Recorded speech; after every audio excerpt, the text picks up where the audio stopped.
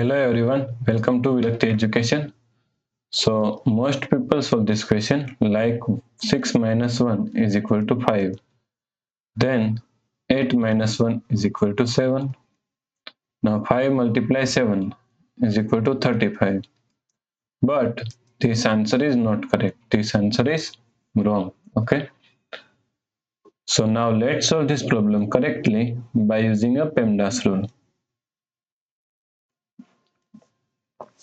Okay. PEMDAS. P E M D A S. According to PEMDAS, first priority is parenthesis, second priority is exponents, third priority is multiplication and division. Here multiplication and division both have equal priorities, so we have to solve it from left to right.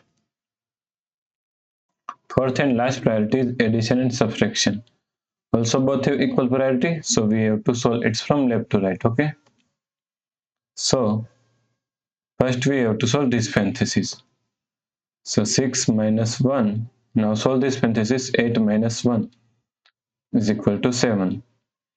Now here is subtraction and here is multiplication. Okay, so first priority is multiplication, then we have to solve subtraction.